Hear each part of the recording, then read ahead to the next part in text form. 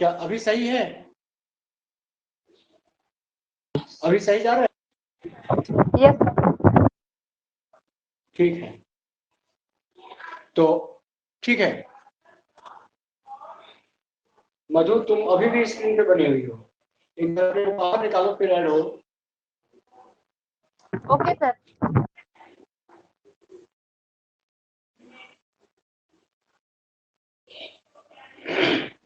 चलो ठीक है, अब देखते हैं इंडोनेशिया से। एक प्रश्न ये पूछता है कि इंडोनेशिया का सर्वाधिक जल इसके किस हिस्से में पाया जाता है?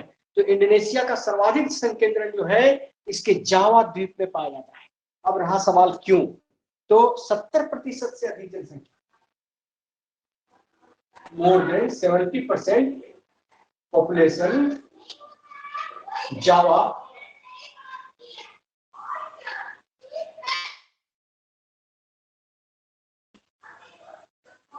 जावा द्वीप पर संकेंद्रित है, क्योंकि जावा द्वीप जो है ठीक है लावा मिट्टी के कारण, लावा मृदा के जावा पर संकेंद्रण का कारण भी है लावा मृदा। लेकिन वहीं सुमात्रा की अगर हम बहुत कम जनसंख्या मिलती है, सुमात्रा अल्प जल घनत्व है। क्यों? तो इसके कई कारण हैं। पहला कारण है अपक्षय बहुत ज्यादा होता है, ठीक है,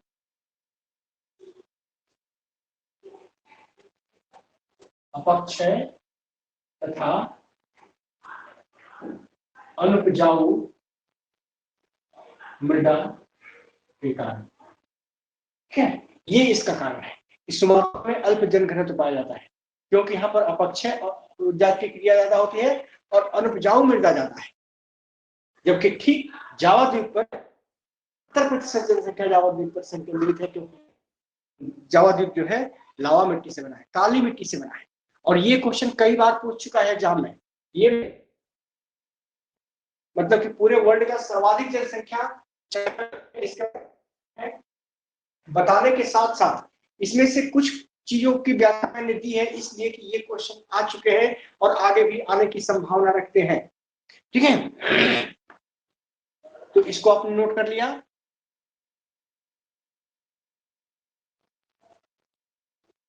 sir 4 number sir last line से थोड़ा रिपीट कर दीजिए सर। 4 नंबर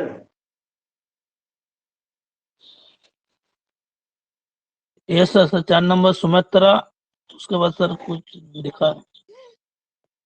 सुमात्रा अल्प जल घनत्व है, सुमात्रा में अल्प जल घनत्व है, कारण अपक्षय तथा अनुपजाऊ मृदा के कारण, अपक्षय तथा अनुपजाऊ मृदा के कारण सुमात्रा में अल्प घनत्व पाया जाता है। सर रिकॉर्डिंग कर रहे हैं ना? हाँ रिकॉर्डिंग है, ठीक है, आगे बढ़ते हैं। जी सर। आगे बढ़ते हैं।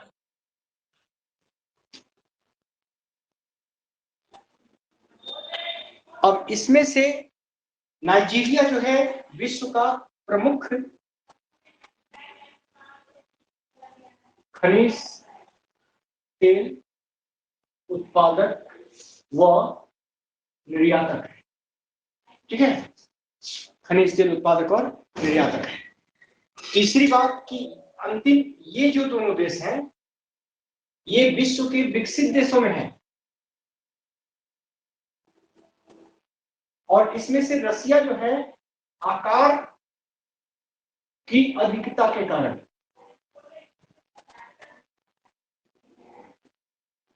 यह विश्व के 9वें स्थान पर आता है। बहुत बड़ा आकार होने के कारण यहाँ जनसंख्या ज्यादा है। जापान में आकार बहुत छोटा है, लेकिन औद्योगिक विकास जो है जापान में, औद्योगिक विकास के कारण जापान की जनसंख्या ज्यादा हो गई है। अब इसी तरह से हम अगर ब्राजील की बात देखें तो ब्राजील एक विकासशील देश है, विकासशील देश है। यहाँ पर जनसंख्या अभी भी संसाधन की तुलना में कम है और इसका भी आकार बहुत बड़ा है। ठीक है, विकासशील देश बड़ा आकार के कारण इसकी जनसंख्या ज्यादा है। ठीक है, पाकिस्तान मुस्लिम कंट्री होने के साथ साथ ये भी विकासशील है। ठीक है, सर और रूस और जापान के बीच में क्या बोल लिखे हैं सर? मुस्लिम देश होने के कारण ग्रोथ रेट विकसित है, विकसित। हाई है। ठीक है, यही बात बांग्लादेश के साथ भी लागू होती है कि ये भी विकसित देश है बांग्लादेश, और इसकी भी ग्रोथ रेट पाकिस्तान से कहीं ज्यादा है। ठीक है, इसलिए ये मतलब कि 7वें स्थान पर आ गया है।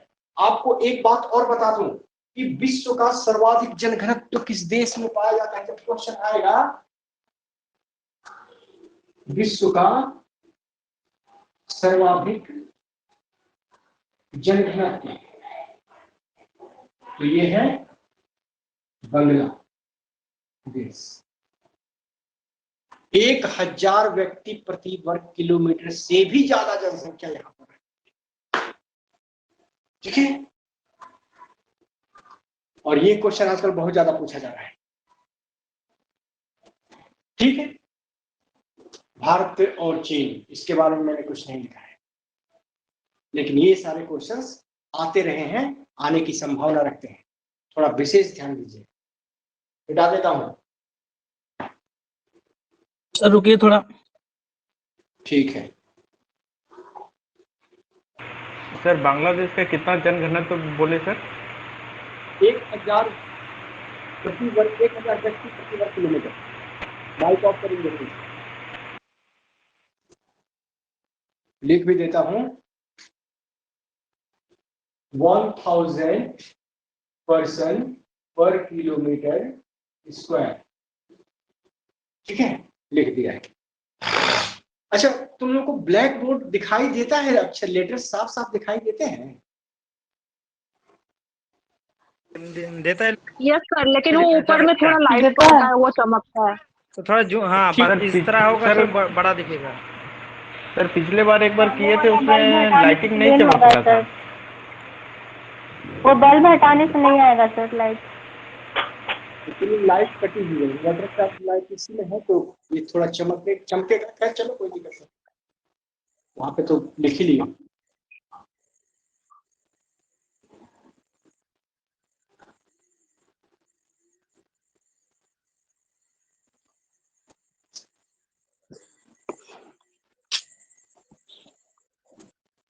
चीन भारत सर वो वाला नहीं लिखा है सर। क्या बोल रहे हो? चीन भारत सर, चीन भारत नहीं लिखा है सर। अब चीन और भारत से क्वेश्चन नहीं आता है, अब क्वेश्चन यहां से आता है। ठीक है, सब लिखिए लोगे तो कितना पढ़ोगे?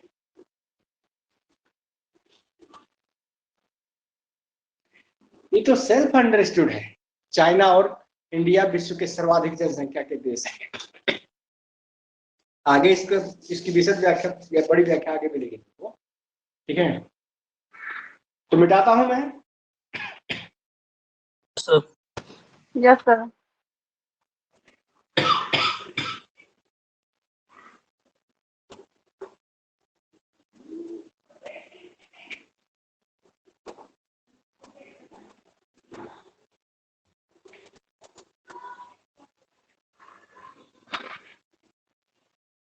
अब आ जाइए वितरण। सर जनघनत्व तो पहले सर शायद सिंगापुर में बताए थे सर पहले। जितने छोटे देश हैं और जी। इंटरनेशनल टाउन मतलब कि संबंध रखते हैं, जैसे सिंगापुर, सही बोल रहे हैं, तो वहां पर जी। अभी भी तुम अगर ऑप्शन में सिंगापुर है जी। और बांग्लादेश, तो वहां पर तुमको ये देखना पड़ेगा कि क्वेश्चन क्या पूछता है। ठीक है, जी। और उस अनुसार चलना होगा। और इतना जान लो कि सिंगापुर अगर रहेगा तो बांग्लादेश नहीं रहेगा। ठीक है। जी छोटे देशों की जब बात करेंगे तो सबसे ज्यादा घनत्व सिंगापुर में है। ठीक है, जी। सिंगापुर है। इसके अलावा और देश है, जैसे तुम्हारा क्या नाम है,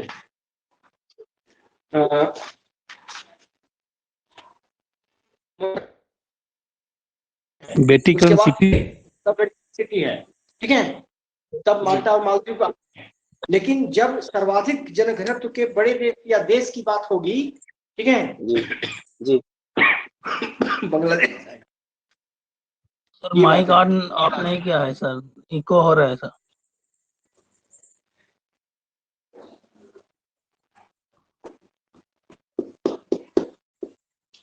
चलो आगे बढ़ते हैं। ठीक है, अब एशिया में संकेंद्रण की बात करी थी मैंने, तो एशिया में सर्वाधिक संकेंद्रण जो होता है किस कहां पाया जाता है? सर्वाधिक संकेंद्रण पहला नंबर एशिया में, ये 10 डिग्री से 40 डिग्री उत्तरी अक्षांशों के बीच पाया जाता है। और इस हिस्से में एशिया की लगभग 60% जनसंख्या जो पॉपुलेशन है वो निवास करती है। इसी तरह से अगर हम यूरोप की बात करें,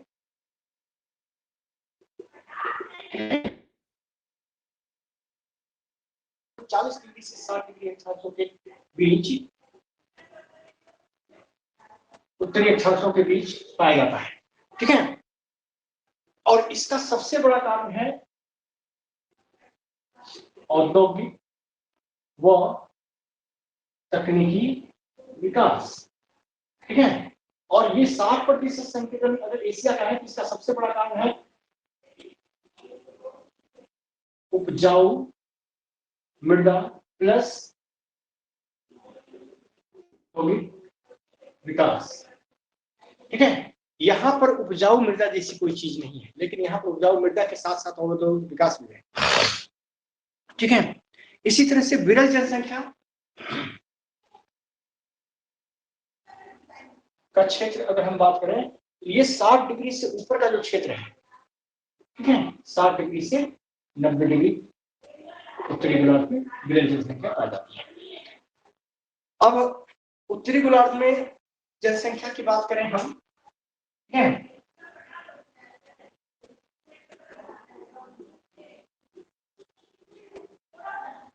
तो 10% जनसंख्या पूरे विश्व की 10% पॉपुलेशन ऑफ वर्ल्ड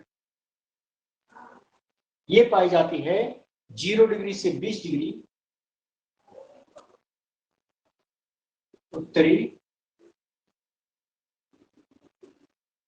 अक्षांशों के बीच, 0 डिग्री से 20 डिग्री नॉर्थ अक्षांशों के बीच एशिया में पाई जाती है। ठीक है, इसी तरह से 50% से अधिक जनसंख्या ऑफ द वर्ल्ड पॉपुलेशन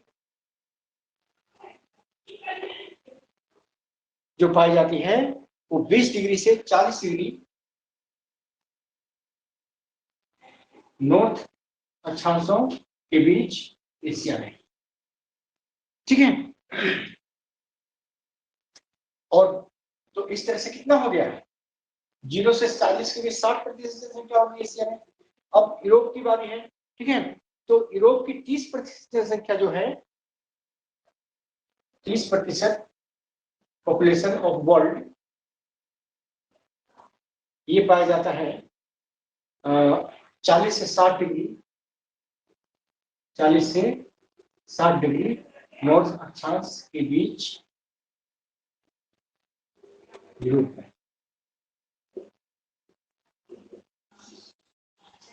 ठीक है,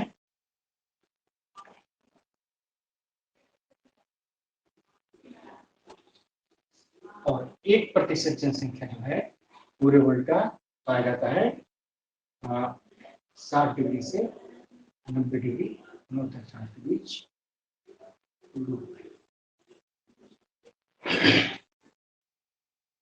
या यूरेशिया के, यूरोप ही नहीं पूरा यूरेशिया करेगी,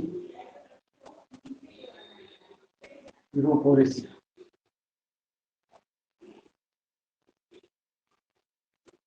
इसी तरह से आपका क्लार्क ने कहा था कि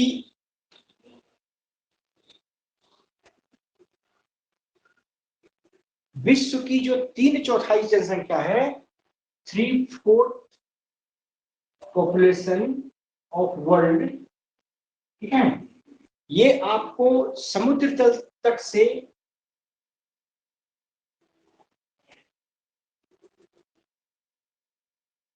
1000 किलोमीटर के अंदर तक पाई जाती है। 3/4, ठीक है, जबकि 2/3 जनसंख्या यानी 2/3 भाग पॉपुलेशन ऑफ वर्ल्ड जो है, ये समुद्र तक से मात्र 500 किलोमीटर के अंदर तक पाई जाती है। यानी कि इस दूरी को अगर हम हाफ कर दें समुद्र तक से, तो पॉपुलेशन 2/3 रहती है, ठीक है, ये चीज निकाला था। इसी तरह से आपका एक चीज और यहाँ देखने को मिलता है कि 60% जनसंख्या जो है 200 मीटर की ऊंचाई तक पाई जाती है विश्व की। यहाँ पर मैं लिख देता हूँ,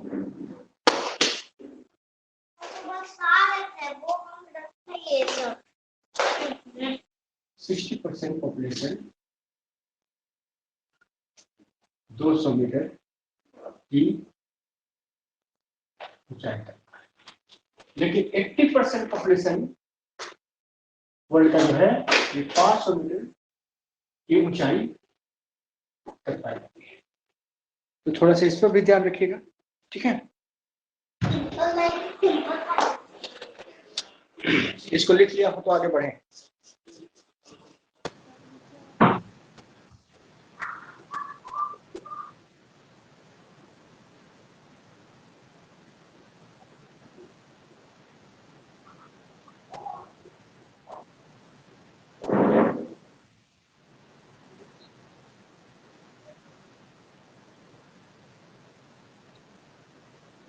फादर ऑफ पॉपुलेशन ज्योग्राफी किसको कहते हैं जी?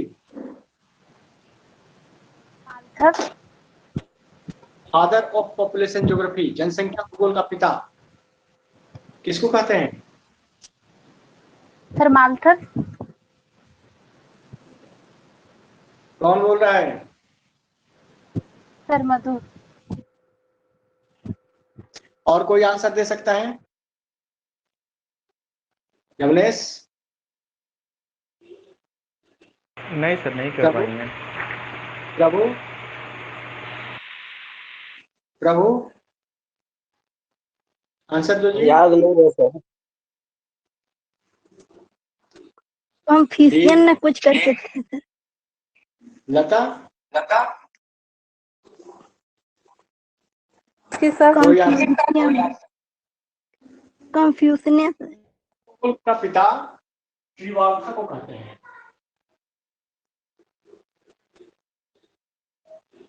लिख लीजिएगा, ये क्वेश्चन पूछ भी सकता है। और बहुत लोग अगर इस क्वेश्चन को उसने पूछा तो बहुत अच्छे लोग इसमें गड़बड़ाएंगे, ठीक है। तो हम लोगों की नजर ये है कि वो पूछेगा क्या, ठीक है। तो ये नजर हमेशा रहनी। ये क्वेश्चन कई बार पूछ चुका है, और ये जो आप डेटा देख रहे हैं कि कितना प्रतिशत जनसंख्या कितने अक्षांश के बीच में रहती है, ये भी पूछ चुका है। इसलिए थोड़ा ध्यान से इसको देख लीजिएगा।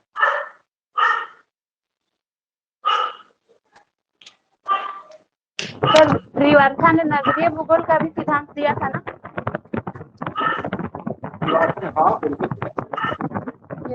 पॉपुलेशन और सेटलमेंट साथ साथ चलता है। माइक बंद करने के लिए बोलिए सर, इतना आवाज कट इको हो रहा है सर। सेल्फ अंडरस्टूड है वो, अगर ऑन किया है तो ऑफ कर लेंगी, ठीक है। थोड़ा सा वेट भी कीजिए आप लोग, सबका तो ऑफ है। आगे बढ़े, मिटाऊं क्या जी? Yes sir. Yes sir. ठीक।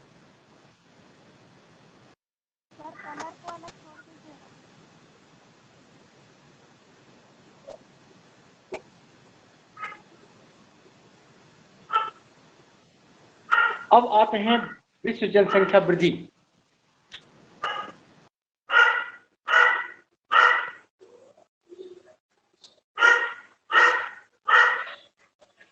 पॉपुलेशन ग्रोथ, ठीक है।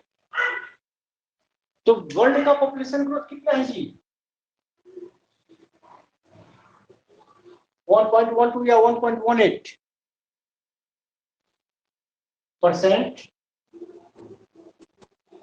पर ईयर, और ये पॉपुलेशन 1.12% पॉपुलेशन पूरे वर्ल्ड की कितनी हो जाती है? 83 मिलियन।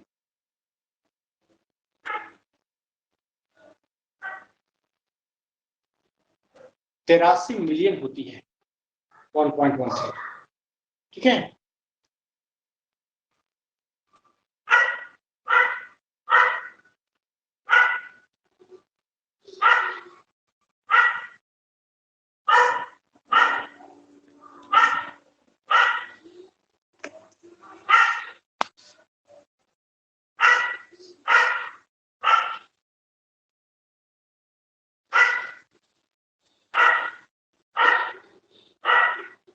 चलो, तो सबसे पहले, इसमें तो कोई डिस्कशन नहीं है।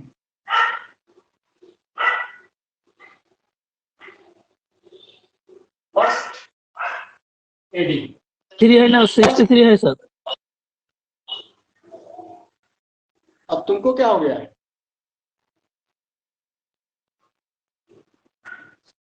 फर्स्ट एडी में पॉपुलेशन जो थी पूरे विश्व की, ये थी 30 करोड़। लगभग 1600 साल बाद जब गुजर चुका होता है, ठीक है, 1650 ईस्वी की बात करें, यानी पहली सदी से 1650 ईस्वी के बीच ये पॉपुलेशन बढ़ के होता है 50 करोड़। वृद्धि कितने की हुई इस 1650 साल में? वृद्धि कितने की हो गई? 20 करोड़ की हुई। इसी तरह से 1650 के बाद ठीक 100 साल बाद चले, यानी 1750 में, ठीक है, ईस्वी में, तो यही पॉपुलेशन हो जाती है 75 करोड़। तो टोटल वृद्धि कितनी हो गई इस 100 साल में? टोटल वृद्धि 100 साल, और टोटल वृद्धि 25 करोड़। इस 100 साल में टोटल वृद्धि 25 करोड़ की। इसी तरह से 1800, मात्र 50 साल, यानी 1800 में जब पॉपुलेशन को नापा गया तो पाया गया कि ये पॉपुलेशन हो जाता है 1 अरब, यानी 100 करोड़ इक्वल टू 1 अरब। तो टोटल वृद्धि कितनी हो गई इस मात्र 50 साल समय लगा, और 50 साल में पॉपुलेशन बढ़ जाती है 25 करोड़। देख रहे हो? अगला है मेरा 1900, 100 साल बाद। 1900 में जब वर्ल्ड पॉपुलेशन की गणना होती है तो पाया जाता है कि वर्ल्ड की पॉपुलेशन पहुंच जाती है 1.5 अरब, यानी 150 करोड़, ठीक है। तो एक तरह से कितने की वृद्धि हो गई इस मात्र 100 साल में? 100 वर्ष में वृद्धि कितनी हुई? 50 करोड़ की। 50। इसी तरह से अब अगला मेरा गणना होता है 1930 में, मात्र 30 साल बाद, और पॉपुलेशन पाई जाती है 2 अरब।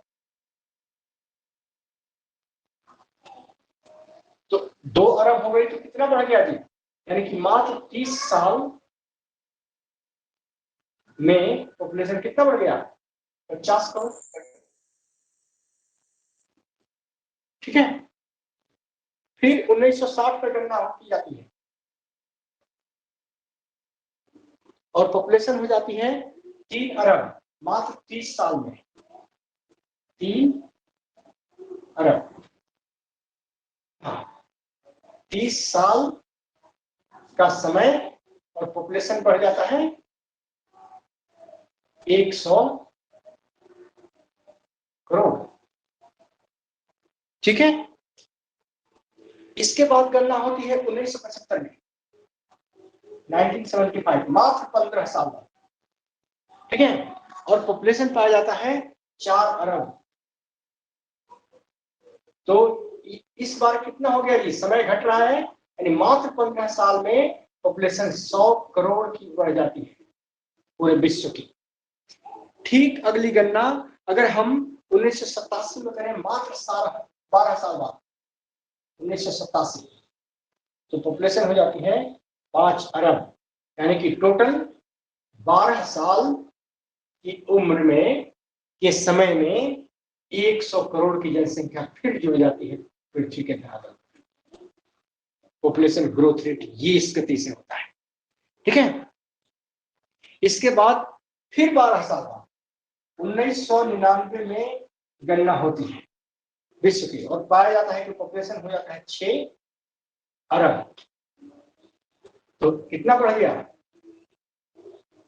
12 साल का समय और पॉपुलेशन ग्रोथ 100 करोड़। ठीक है। तो ठीक इसी तरह से अगली गणना होती है 1999 के बाद 2006 में, मात्र 7 साल बाद,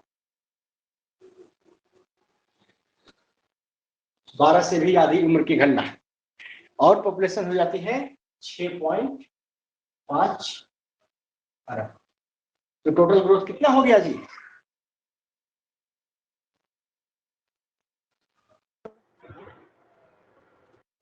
तुम्हारा 7 साल है, 50 ये करोड़ 50 करोड़। ठीक है। 50 करोड़ 2006 के बाद 2012 में गणना होती है और पॉपुलेशन होती है 7 अरब। यानी कि इस 6 साल में जो पॉपुलेशन है वो फिर बढ़ जाती है 50 करोड़। ठीक है। फिर गणना होती है 2017 में, मात्र 5 साल बाद। ठीक है। और पाया जाता है कि पॉपुलेशन हो जाती है 7.6 अरब। ठीक है। ये डेटा 17-18 का ही था। और इस तरह से तुम कैलकुलेट कर सकते हो कि ये पॉपुलेशन कितनी तक जाती है। 17 के बाद अनुमान किया जाता है कि 2025 में पॉपुलेशन जो है ये बढ़ के हो जाएगी तुम्हारी 8.8 मिलियन या अरब। मिलियन की बिलियन जी, बिलियन। ठीक है। यही 2050 में बढ़ के हो जाएगी 8.1 की जगह 8.6 अरब यानी बिलियन। और 2100 में यही पॉपुलेशन बढ़ के हो जाएगा कितना, 11.2 बिलियन।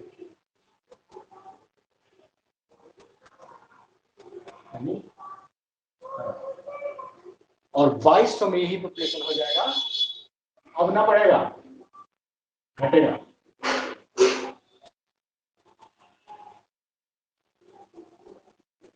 तो ये एक अनुमान है, ये एक प्रोजेक्शन है। अब कहो कि इधर तो आप बढ़ा ही नहीं रहे हैं, अरे हम क्या बढ़ाएंगे। इधर पॉपुलेशन प्रोजेक्शन वाले कहते हैं कि इधर क्या कहते हैं कि जन स्वास्थ्य सुविधाएं इतनी बढ़ जाएंगी, लोगों की समझदारी इतनी बढ़ जाएगी कि पॉपुलेशन ग्रोथ पर अंकुश लग जाएगा। ठीक है। तुम लोगों को साफ साफ दिखाई दे रहा है तो लिख लो, तो हम आगे बढ़े।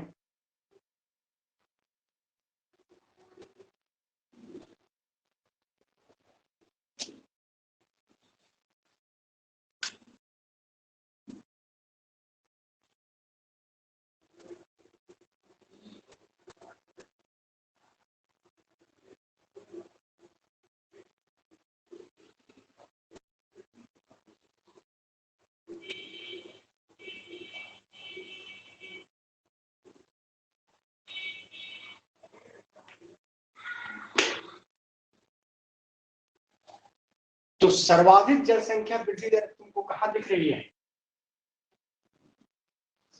ऐसे तो ये हिस्सा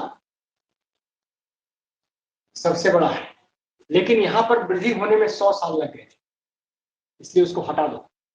यहां से हम देखें तो 30 साल पर 50, अगले 30 साल पे 100, अगले 15 साल पे 100, और इधर उम्र मतलब कि समय घटता है और जनसंख्या बढ़ रही है। तो जैसे जैसे समय बढ़ रहा है वैसे वैसे अब मात्र यहाँ 6 साल में 50 करोड़, यानी कि 12 साल में 100 करोड़। तो सर्वाधिक वृद्धि दर कौन है? ये, और ये किनके बीच में है? तो 2006 और 12 के बीच में। यानी कि इस पीरियड में जो जनसंख्या वृद्धि हुई है यह विश्व में सर्वाधिक वृद्धि दर है। क्वेश्चन ये पूछ सकता है आपसे कि विश्व जनसंख्या वृद्धि दर में सर्वाधिक वृद्धि दर कहां पाई गई है? 2006 से 12 के बीच में। ठीक है, 2006 से 12 के बीच में पाई गई है। मात्र 6 साल में 50 करोड़ की जनसंख्या जुड़ जाती है पूरे विश्व में। ये सबसे बड़ी वृद्धि दर है। ऐसे तो बृहद काल की अगर बात करें तो 1975 से लेके और 1912 जितना अधिक जनसंख्या इस पीरियड में बढ़ा है 1975 से 2012, यानी कि इस 37 साल में, इस 37 साल में विश्व की जनसंख्या 300 करोड़ बढ़ी है। यानी जो आज है उसके लगभग आधा मात्र 37 साल में बढ़ गई। ठीक है, इसलिए यहां पर नियंत्रण करना था। ये नियंत्रण अगर हो जाता या अभी भी कर लिया जाए तो नियंत्रण तो अभी भी कर लिया जाएगा, लेकिन नियंत्रण के बाद क्या होगा कि बाद भी जनसंख्या आकार के कारण हर साल बड़ा जनसमूह जुड़ेगा। नियंत्रण कर भी लेते हैं तो जनसंख्या आकार इतना बढ़ चुका है कि अगर सबको एक एक बच्चे भी पैदा हो तो 40 करोड़ 50 करोड़ तो बच्चे हो जाएंगे हर साल। तो 40-50 करोड़ तो जनसंख्या हर साल जुड़ेगी नियंत्रण करने के बावजूद भी, क्योंकि एक से कम तो आंकड़ा रखा ही नहीं जा सकता। क्या तो समझ लो कि वहां पर युवा जनसंख्या,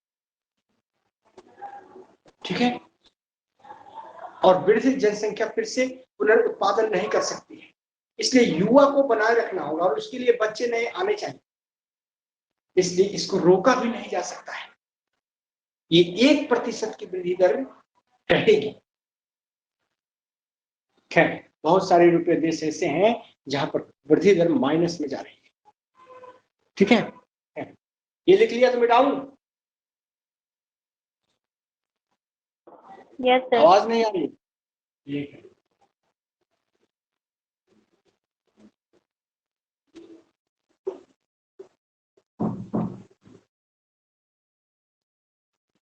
आगे है। अब हम थोड़ा विश्व का प्रतिरूप देख लें ग्रोथ रेट का। ठीक है, सबसे पहले क्षेत्र को ले लीजिए, इसके बाद बर्थ रेट BR, जन्म दर, ये प्रति 1000। इसके बाद ले लीजिए डेथ रेट, ये भी पर 1000। ठीक है, इसके बाद ले लीजिए प्राकृतिक वृद्धि दर,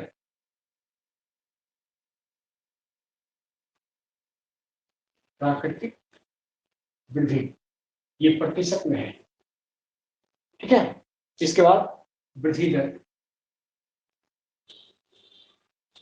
ये भी प्रतिशत में है। इस दोनों में थोड़ा सा अंतर है। इसके बाद जल घनत्व। सर बोर्ड का ऊपरी भाग दिखाई नहीं दे रहा है।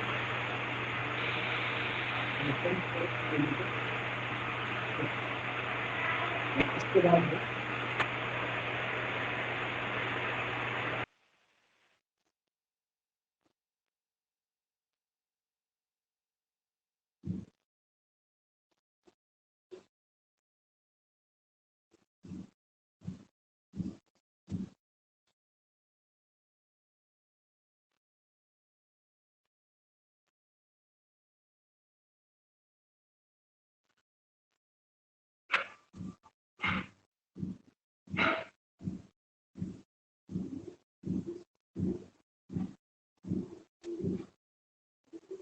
चलो ठीक है। सबसे पहले तो हम विश्व को ले लें। विश्व है तो विश्व में बर्थ रेट जो है वो है 20.24 और डेथ रेट जो है 8.86 है। इसी तरह से प्राकृतिक वृद्धि दर विश्व की जो है 1.13 है और वास्तविक वृद्धि 1.14। ठीक है। कल मैंने प्रवास बताया था। प्राकृतिक वृद्धि की जब भी बात होती है तो प्राकृतिक वृद्धि हमेशा दिखाता है birth rate minus death rate, ये नेचुरल ग्रोथ रेट है। लेकिन वास्तविक वृद्धि दर,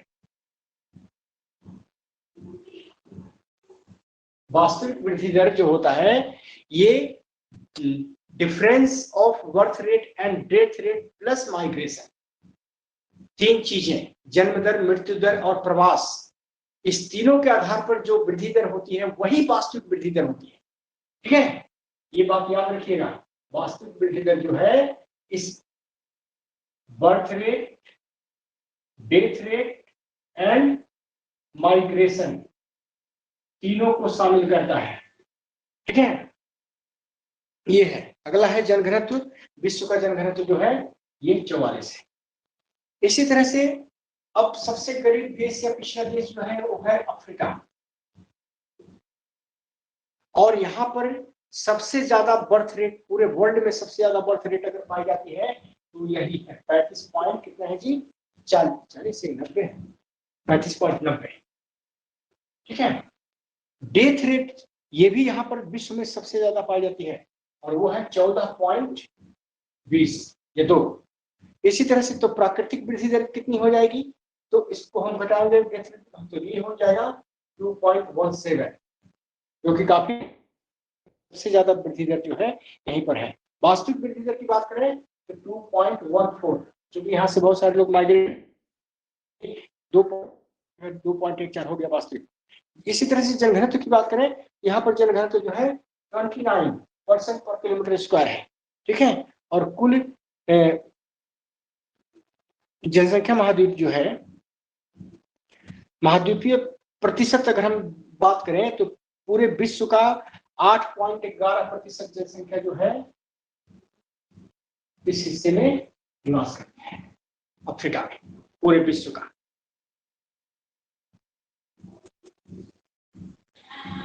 ठीक है।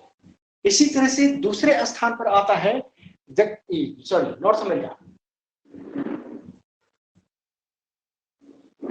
ठीक है, और नॉर्थ अमेरिका में बर्थ रेट 17.2, डेथ रेट जो है 7.6।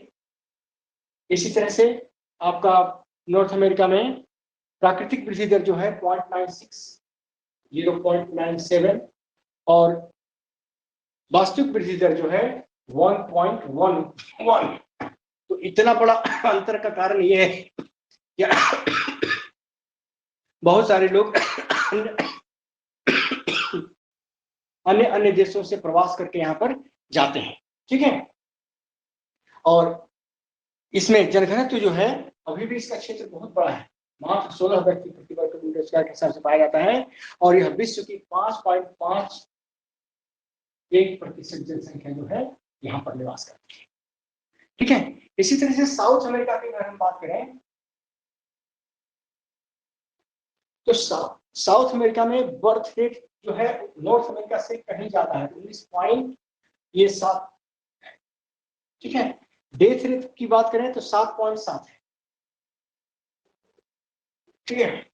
और आपका प्राकृतिक वृद्धि दर की बात करें तो 1.20, और वास्तविक वृद्धि दर की बात करें 1.19, यानी थोड़ा सा यहाँ से भी माइग्रेशन हुआ है दूसरे देशों को।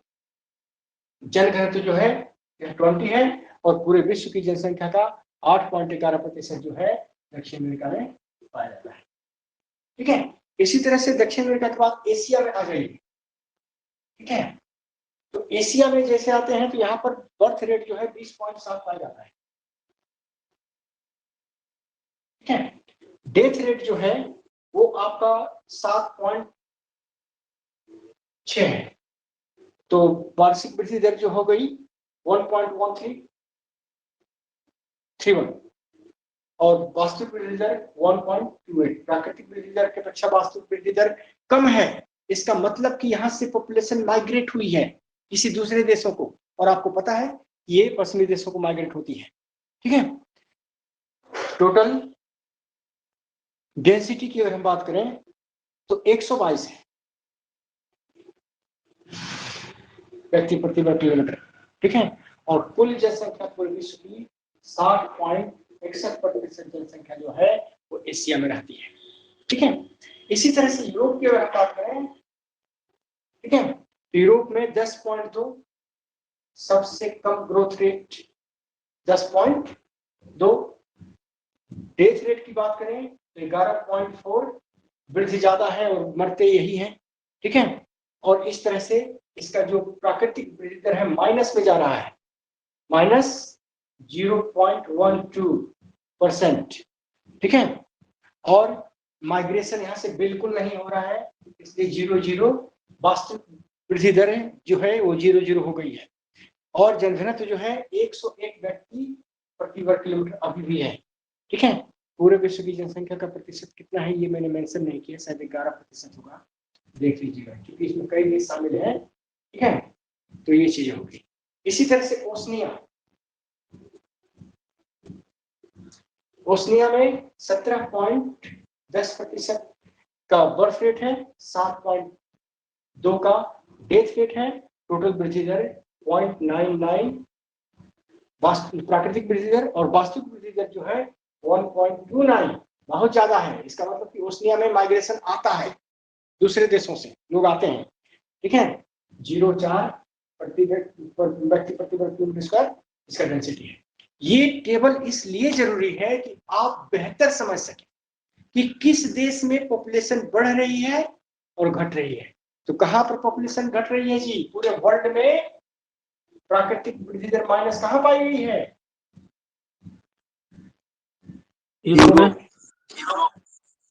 वास्तविक वृद्धि दर 0 है, ठीक है।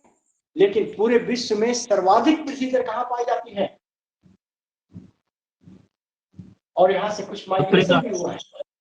और बर्थ रेट डेथ रेट का अंतर अगर आप देखिए तो ये है, विश्व में सर्वाधिक बर्थ रेट अफ्रीका में और सर्वाधिक डेथ रेट भी अफ्रीका में पाया जाता है, ठीक है। लेकिन अफ्रीका के बाद दूसरा सबसे ज्यादा डेथ रेट कहां पाया जाता है? वो है यूरोप। वृद्ध जनसंख्या की मृत्यु ज्यादा हो रही है, ठीक है। विश्व की सर्वाधिक जनसंख्या किस महाद्वीप में है? एशिया। थोड़ा सा टेबल को ध्यान से देखिएगा, बहुत बातें बोलता है ये, ठीक है। बहुत सारी चीज का आंसर भी दे देता है। ये लिख लिया आप लोगों ने? नहीं सर, नहीं हुआ है।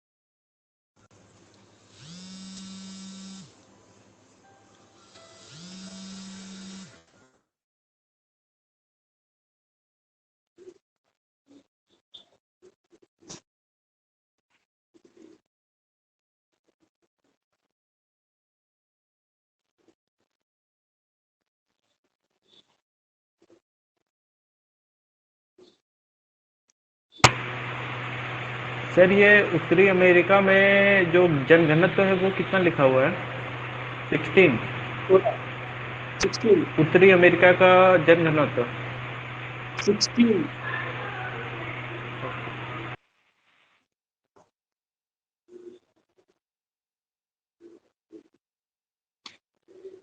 सर ओस्मिया का प्राकृतिक वृद्धि कितना है सर, वृद्धि दर सबसे नीचे थर्ड नंबर? 0.9।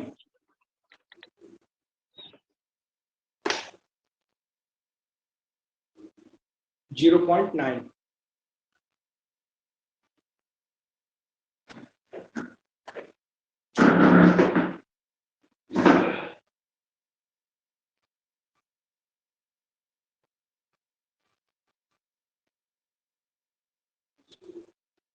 सर वास्तविक वृद्धि दर का फॉर्मूला क्या है सर? देखो जी, प्राकृतिक वृद्धि में माइग्रेशन जोड़ दोगे, वास्तविक वृद्धि हो जाएगी।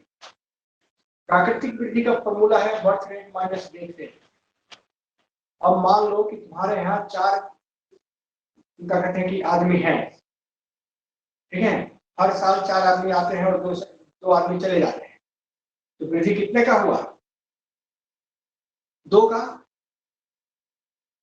तो ये तुम्हारी प्राकृतिक वृद्धि है। लेकिन इसके अलावा माइग्रेट होकर अगर कोई आता है, एक आदमी और जुड़ते जाता है, तो वास्तविक वृद्धि तब 3 हो जाएगी, ठीक है। तो प्राकृतिक वृद्धि दर और वास्तविक वृद्धि दर में यही अंतर है। प्राकृतिक वृद्धि दर की गणना केवल जन्म दर और मृत्यु दर के अंतर के आधार पर करती है, जबकि वास्तविक वृद्धि दर की गणना जन्म दर और मृत्यु दर के अंतर के साथ साथ प्रवासित जनसंख्या के आधार पर भी करते हैं। प्रवासी जनसंख्या जा भी सकती है और कहीं से आ भी सकती है, यानी जुड़ भी सकती है और घट भी सकती है, ये याद रखिएगा। यही कारण है कि कहीं यहाँ प्राकृतिक वृद्धि से ज्यादा दिखा रहा है तो कहीं प्राकृतिक वृद्धि से कम दिखा रहा है। ये वैल्यू कम दिखा रहा है, प्राकृतिक वृद्धि से कम है, इसका मतलब कि वहां से जनसंख्या कहीं और माइग्रेट हुई है, और प्राकृतिक वृद्धि से कहीं ज्यादा वास्तविक वृद्धि है, इसका मतलब कहीं और प्लेस से जनसंख्या माइग्रेट होकर आई है, ठीक है, ये इसका मतलब है। तो बहुत साफ साफ कॉन्सेप्ट रखिए। ये भी क्वेश्चन एग्जाम में पूछता है कि किसी भी प्रदेश में, देश में जनसंख्या वृद्धि दर की गणना के प्रमुख आधार क्या है? जनसंख्या वृद्धि की गणना के, वो ये नहीं कहता कि प्राकृतिक वृद्धि या वास्तविक वृद्धि, सीधा किन किन तथ्यों के आधार पर हम, तो सर आवाज नहीं आ रही है। आवाज कट रही है सर। करेंगे ही करेंगे। उसमें एक चीज का कि जन्म दर और मृत्यु दर के साथ एक तीसरा ऑप्शन भी रहेगा, वो है प्रवसन, ठीक है। तो तीनों आ जाएंगे। अगर कुछ प्रवसन दिया हो तो तीनों आ जाएंगे, अगर प्रवसन नहीं दिया है तो केवल जन्म दर और मृत्यु दर के आधार पर जनसंख्या की वृद्धि की गणना करेंगे। लेकिन अगर साफ खुल के पूछ ले कि प्राकृतिक वृद्धि, जनसंख्या की प्राकृतिक वृद्धि की गणना किसके आधार पर की जाती है, तो केवल जन्म और मृत्यु दर के आधार पर की जाती है। जनसंख्या की, लिख लो इसको, कि जनसंख्या की प्राकृतिक वृद्धि की गणना जन्म दर और मृत्यु दर के आधार पर करते हैं।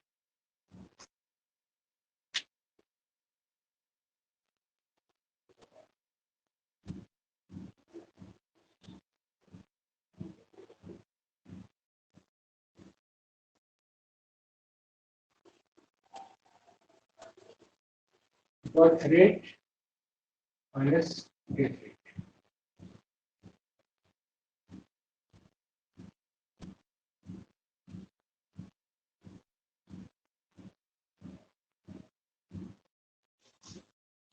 प्लस माइनस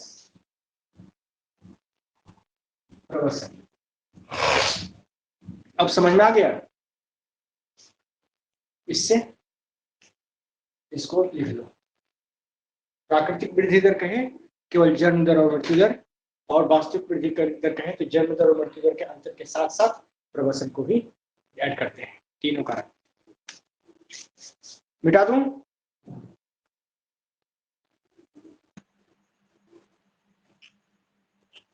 क्या बोलते हो? Yes sir. Yes sir. Yes sir.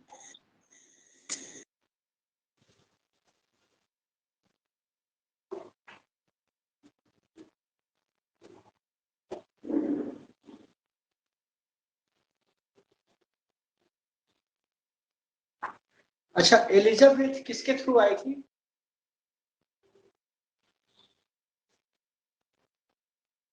तुम लोगों में से किसी के थ्रू आई थी क्या एलिजाबेथ? आंसर नहीं आ रहा है। चलो दूसरा क्वेश्चन देखते हैं। जनसंख्या वृद्धि की प्रवृत्ति, या फिर एक क्वेश्चन आता है जनघनत्व पे, ठीक है, जनघनत्व। तो इसमें पहला तो बात यह है कि जनघनत्व या गणितीय घनत्व, जनघनत्व को भी हम गणितीय घनत्व भी कहते हैं। और ये सबको पता है कि जो गणितीय घनत्व होता है प्रति इकाई क्षेत्र पर जनसंख्या के आकार, प्रति इकाई क्षेत्र पर जनसंख्या आकार, यानी कि 1 वर्ग किलोमीटर में कितनी जनसंख्या रह रही है, total number of the population inside 1 square kilometre area के हिसाब से जब हम निकालते हैं तो इसको हम गणितीय घनत्व कहते हैं। लेकिन यही क्वेश्चन पूछ देता है गणितीय घनत्व या अंक गणितीय घनत्व कहते हैं, इसी को अंक गणितीय घनत्व कहते हैं। और इसकी गणना हम करते हैं कि कुल जनसंख्या बटे कुल भूमि, कुल जनसंख्या बटे कुल भूमि। कुल भूमि का मतलब होता है कुल क्षेत्र, कुल भूमि या कुल क्षेत्र। इसको हम निकाल देंगे तो ये कहलाएगा अंक गणितीय घनत्व। दूसरा नंबर कहता है कि कायिक घनत्व क्या है?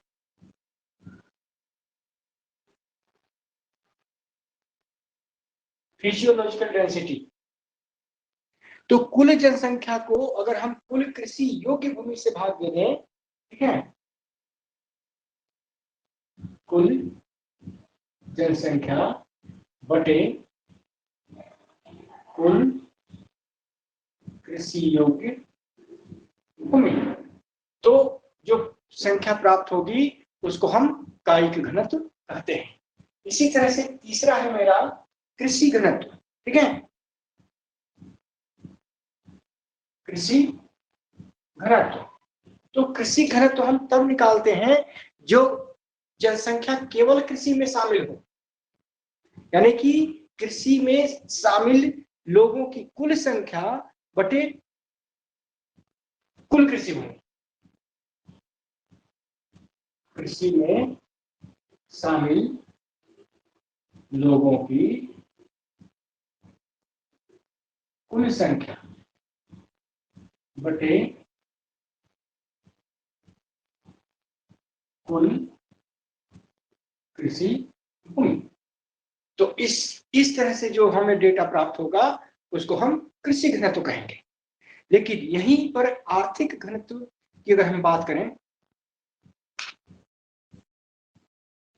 ठीक है, हाँ, आर्थिक घनत्व चौथा है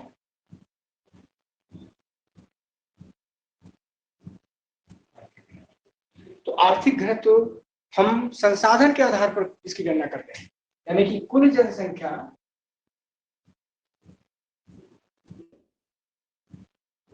बटे कुल संसाधन से भाग दे दें तो प्राप्त होने वाला घनत्व जो है आर्थिक घनत्व कहलाएगा। इसी तरह से पांचवा है मेरा पोषण घनत्व। तो यहां पर हम चूंकि पोषण की प्राप्ति फसलों से होती है, खाद्यान्नों से होती है, इसलिए यहां पर कुल जनसंख्या को हम भाग दे देंगे खाद्य फसलों के क्षेत्रफल से।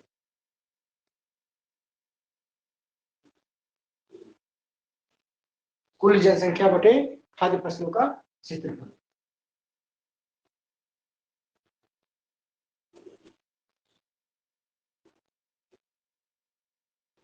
ठीक है, तो निकल जाएगा मेरा पोषण घनत्व। और ये क्वेश्चन यहाँ से एग्जाम में पूछे जाते हैं। यूपीएससी वाले तो पूरा 4 का 4 लगाएंगे और इसको मैच द कॉलम में ऊपर नीचे गड़बड़ कर देंगे, मिला के दिखाओ। खैर, आपका एग्जाम यूपीएससी नहीं है, लेकिन इतना जरूर है कि यहां से एक क्वेश्चन आने की बहुत बहुत संभावना है। ठीक है, यहां से एक प्रश्न आने की बहुत बहुत संभावना है, इसलिए इसको थोड़ा बढ़िया से तैयार कर लीजिएगा। हमें उम्मीद है कि इस बार यहां से क्वेश्चन फिर आएगा। अगर पिछली बार नहीं आया तो पक्का आएगा। पिछले साल का क्वेश्चन भी एक बार देख लीजिएगा आप। ठीक है, शायद पिछले साल आया होगा तब भी आना चाहिए, तो रिपीट करेगा। ठीक है, यहां से आने की बहुत प्रबल संभावना है, इसलिए ये मिस नहीं होना चाहिए। समझ लीजिए कि एक क्वेश्चन की गारंटी इसी से है। गारंटी वाले चैप्टर में जाकर लिख लीजिएगा इसको, एक वो पेज बना लीजिए गारंटी वाला क्वेश्चन का। ठीक है, जहां जहां मैं गारंटी देता हूं वहां वहां का उस दिन जाके उसमें गारंटी वाला। ठीक है, क्योंकि गारंटी मैं रोज नहीं देता हूं, तो इसको लिख लीजिएगा।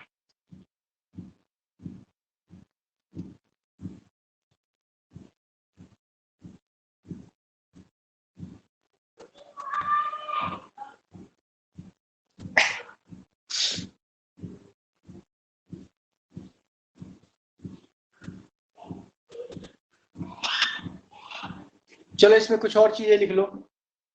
पहला लिखोगे कि कायिक घनत्व को पोषण घनत्व भी कहते हैं।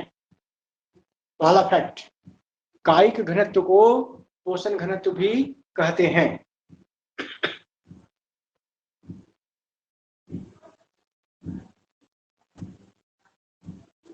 दूसरा, जनसंख्या घनत्व को मानचित्र पर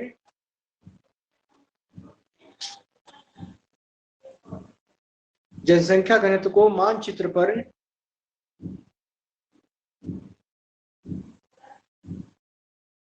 कोरोप्लेथ विधि या बिंदु विधि डॉट मेथड द्वारा दिखाया सर क्या जाता बोला है। सर? जनसंख्या घनत्व को मानचित्र पर कोरोप्लेथ विधि या बिंदु विधि द्वारा दर्शाया जाता है।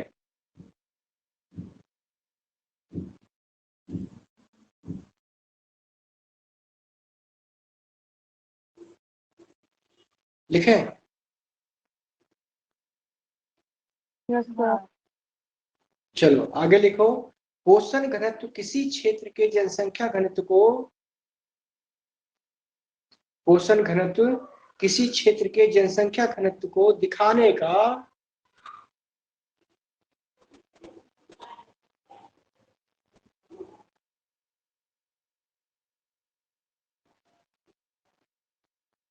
पोषण घनत्व किसी क्षेत्र की जनसंख्या घनत्व को दिखाने का अंक गणितीय घनत्व की तुलना में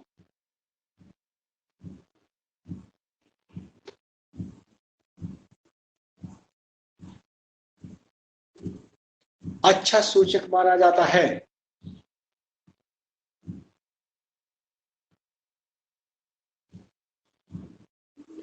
चलो अब दूसरा लिख लो, जन घनत्व के क्रम। यहां से क्वेश्चन तुमको पूछे गए हैं। तो महाद्वीप महाद्वीप के अनुसार जन घनत्व पहला लिखोगे। महाद्वीप के अनुसार जन घनत्व पहले स्थान पर है दक्षिणी एशिया। महाद्वीप के अनुसार जन घनत्व पहला नंबर पे है दक्षिण एशिया, दूसरा नंबर पे है पूर्वी एशिया, तीसरा नंबर पे है यूरोप, चौथा है अफ्रीका, पांचवा है लैटिन अमेरिका। इसी तरह से छठा उत्तरी अमेरिका और सातवां ओशनिया। क्या बोले सर?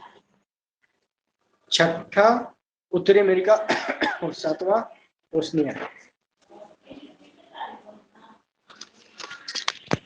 सर एक बार फिर से बोल दीजिए सर।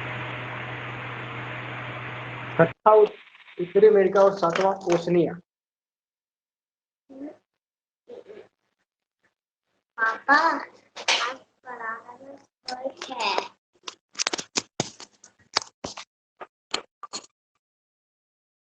ठीक है,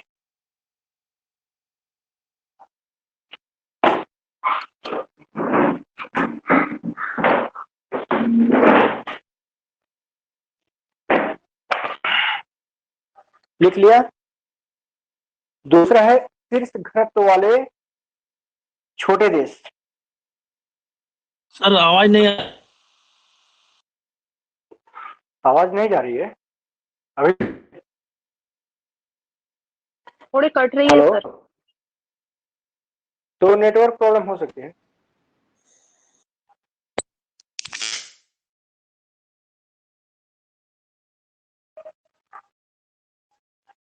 हेलो, अभी आवाज जी जा रही है सर, कि और एक नहीं? बार रिपीट कीजिएगा सर। आ रही हाँ है सर, आ रही है, अभी आवाज आती है। चलो 3 को लिखे हो ना, पहला दक्षिण एशिया, दूसरा पूर्वी एशिया और तीसरा यूरोप।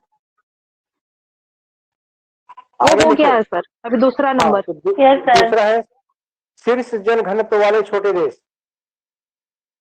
शीर्ष जन घनत्व वाले छोटे देश, पहला है मोनाको, 16,923 व्यक्ति प्रति वर्ग किलोमीटर। मोनाको 16 पहला नंबर पे 16,923, 16923। दूसरा सिंगापुर 7023, 7,023।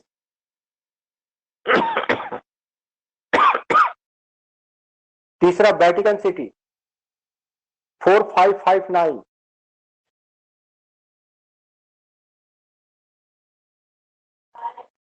चौथा माल्टा 1318।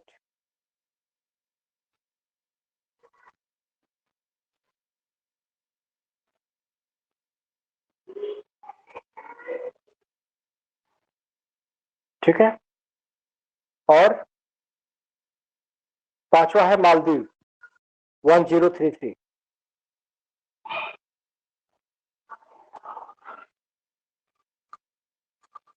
सर सिंगापुर में कितना था? सिंगापुर में 7023 था, 7,023। सर तो मालदीव से मालदीव में 1033, 1,033।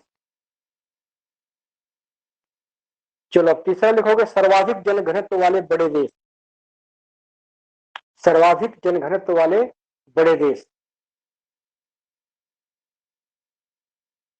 पहला स्थान पे है बांग्लादेश, दूसरा है ताइवान,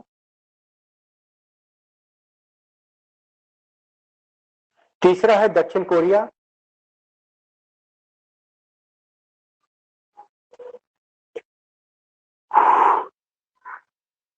चौथा है लेबनान,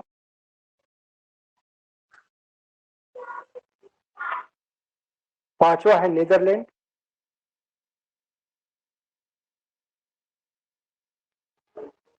छठा है बेल्जियम,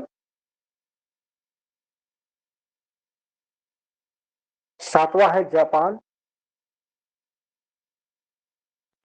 और आठवां है भारत। तो बांग्लादेश और भारत में बड़ा अंतर है, ठीक है, और जापान भारत से थोड़ा सा ज्यादा है, तो इसलिए 7वें स्थान पे है, 8वें पे हो गया भारत।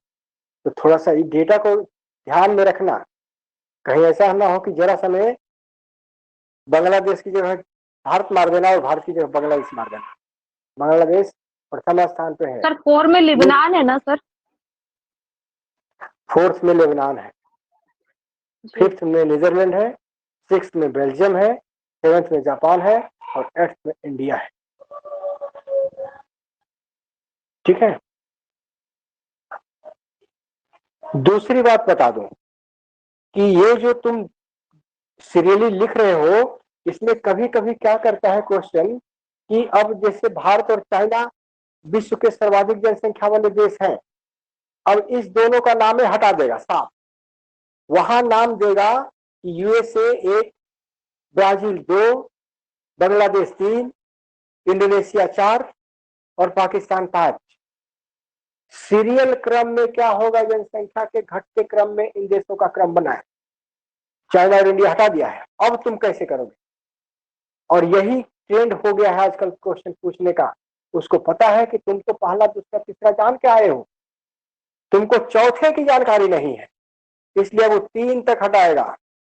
सीधा यूएसए भी हटा देगा, चाइना, इंडिया और यूएसए, ऊपर से 3 है, बस तीनों को हटाया और इसके बाद 4 को देश का नाम लगा दिया और खाली पूछ दिया कि सीरियल क्रम में बता। इसलिए 1 2 3 पे ही मत रहिए, 1 से लेके 6 7 तक में अब थोड़ा ध्यान रखिए, क्वेश्चन का ट्रेंड बदल रहा है। आगे लिखिए चौथा, विश्व के न्यूनतम जनघनत्व के देश। विश्व में न्यूनतम जनघनत्व के देश में पहला स्थान यानी सबसे कम घनत्व में आता है मंगोलिया, दूसरा है नामीबिया, तीसरा है ऑस्ट्रेलिया। पहला क्या बोले सर? मंगोलिया, दूसरा नामीबिया, तीसरा ऑस्ट्रेलिया और चौथा है कनाडा। सर एक बार बोलिए। पहला है मंगोलिया, दूसरा नामीबिया, तीसरा ऑस्ट्रेलिया और चौथा कनाडा। आगे है, यूरोप का सर्वाधिक जनघनत्व वाला देश कौन है? यूरोप का सर्वाधिक जनघनत्व वाला देश नीदरलैंड। यूरोप का सबसे न्यूनतम जनघनत्व वाला देश आइसलैंड। ठीक है। अफ्रीका का सर्वाधिक घनत्व वाला देश, अफ्रीका का सर्वाधिक घनत्व वाला देश पहला है मॉरिशस, दूसरा है रवांडा, तीसरा है बुरुंडी और चौथा है नाइजीरिया। लिखा ठीक है। Sir repeat sir please. एक बार और बोले। पहला है सर, मॉरिशस। शुरू से रिपीट कर दीजिए सर। अरे सुनो तो सही, मैं तो रिपीट कर ही रहा हूँ। पापा ये अर्थ है।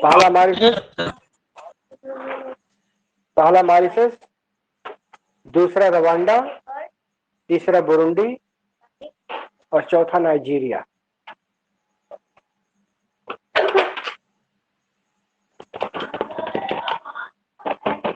मॉरिशस, रवांडा, बुरुंडी और नाइजीरिया। आगे लिखो, सर्वाधिक मृत्यु दर वाले देश।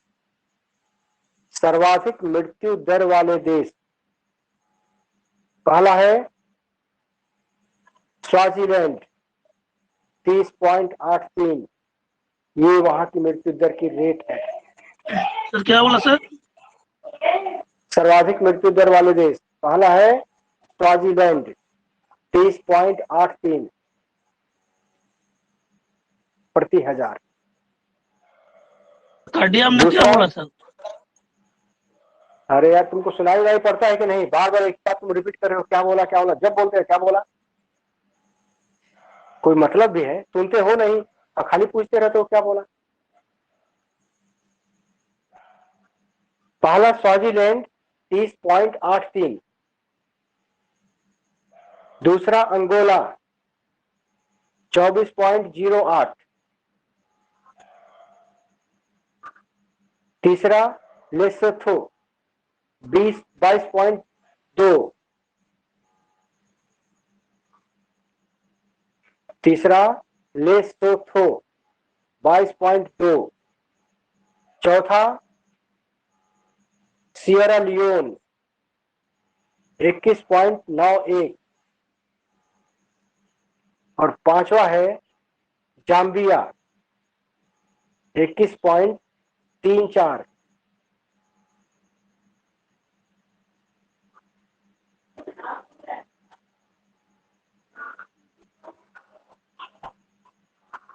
ये लिखा तुम लोगों ने या किसी का छूटा है? सर सियारा वाला क्या बोले 21 पॉइंट? Sierra Leone 21.91। सर एक बार और रिपीट कर पांचवा दीजिए सर एक से। ठीक है, पांचवा है जाम्बिया 21.34। फिर से सुन लो, पहला है स्वाजीलैंड 30.83। दूसरा है अंगोला 24.08। तीसरा है लेसोथो 22.2। चौथा है सियरा लियोन 21.91 और पांचवा है जाम्बिया 21.34।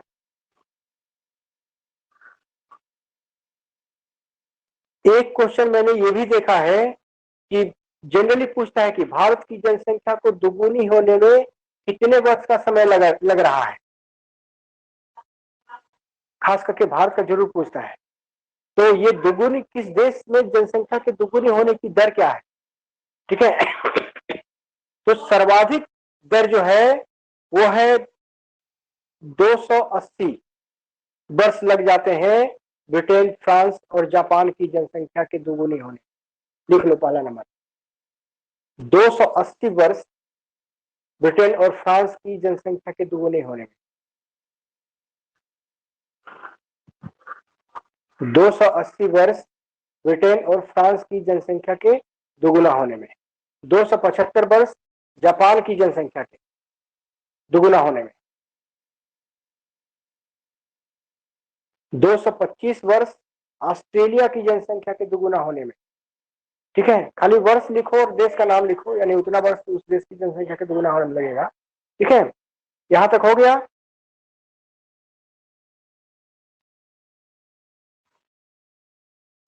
और 225 ऑस्ट्रेलिया की जनसंख्या के दुगुना होने में। ठीक है, और जर्मनी और रूस की स्थिति ये है कि इनकी जनसंख्या के दुगुना होने में अनंत वर्ष लगेंगे, इन्फिनिटी या इन्फिनाइट, इसकी कोई सीमा ही नहीं है, कहा ही नहीं जा सकता कि कितने साल में ये दुगुना होगा। ठीक है, जर्मनी और रूस, यानी कि पूरे देश में, पूरे विश्व में सबसे कम ग्रोथ रेट अगर किसी जर्मनी या इस तरह से है कि जनसंख्या खत्म ही नहीं होगी, जनसंख्या बढ़ेगी समान आकार। सर 250 वाला बता दीजिए, 250 250 कहाँ बोला है मैंने? 225 बोला सेकंड है number, Australia. Second number.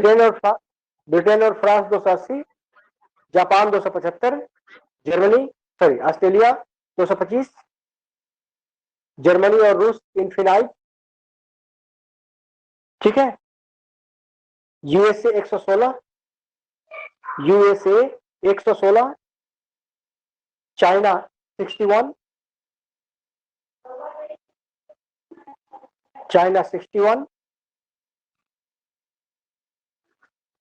Brazil 40, India 35,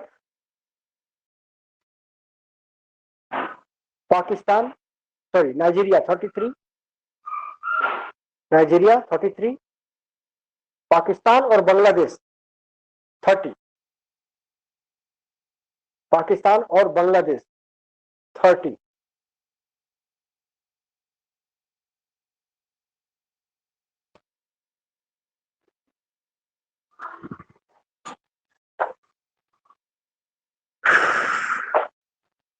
sir Nigeria 40 बोले, नाइजीरिया 33 बोला था,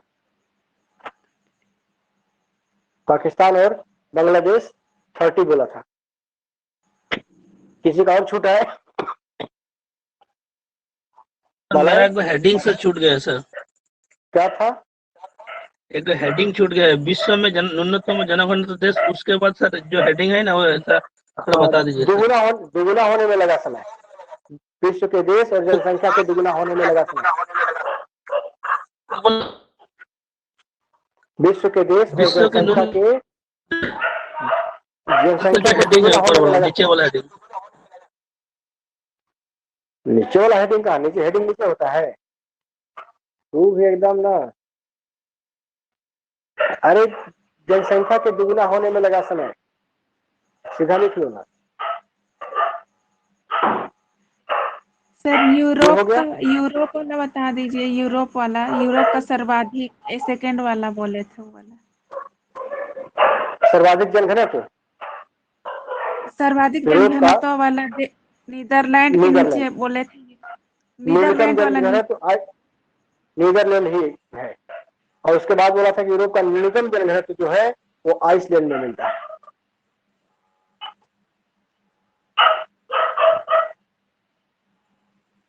ठीक है, यूरोप का न्यूनतम जनघनत्व आइसलैंड में मिलता है। तो तुम लोगों का थॉट का पेपर तैयार हो गया है ना?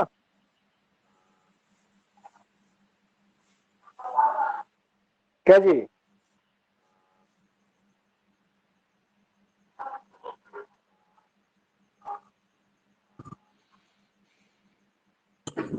तो एक अब बोलने लगेगा का तुम सर। लोग है क्या सर बोल दो रहा था दिन मैं? देरी, सर 1-2 दिन देरी लगेगा सर। 70% सर हो गया। तो ठीक, चलो ठीक, कल हो सकता है मैं क्लास लूं ना लूं, कोई निश्चित नहीं है। ठीक है, तो अगर लूंगा तब तो ठीक है, नहीं लूंगा तो कोई बात नहीं। मैं कल टेस्ट ही लेने वाला था। तुम लोग और क्या कहते हो? और सारे लोग अपना अपना मंतव्य रखो। आवाज जा रही है कि टेस्ट के नाम पे आवाज बंद हो सर गई तुम पूरा लोगों की? रिवीजन नहीं हुआ है, सर पूरा रिवीजन नहीं हुआ है। सर मंडे को अच्छा, करिए सर टेस्ट। ना ना, मंडे तो वर्किंग सर आवर है, मंडे को, पढ़ाई वाला काम। तो ठीक सर है, अगर संडे कल को पढ़ टेस्ट हो, लेंगे। आप लोग तैयार कर लीजिए। मैं आप टेस्ट किसी भी दिन ले सकता हूँ और वो बता के अपना ओके सर, लूंगा। ठीक है, ठीक है सर। अगर ओके कल का डेट ऐसे भी था। ठीक है, तो तैयार रखिएगा अपना पेपर आप लोग। सर ये चैप्टर ठीक है, खत्म हो गया? ये चैप्टर में आपका अभी तो डिस्ट्रीब्यूशन बाकी है जी। ठीक है, बहुत कुछ बाकी है, अभी तो एक ही चैप्टर में खत्म हुआ है, वृद्धि।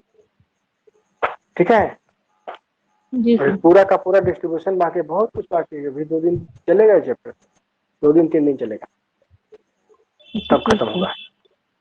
ठीक है, अगले दिन मिलते हैं।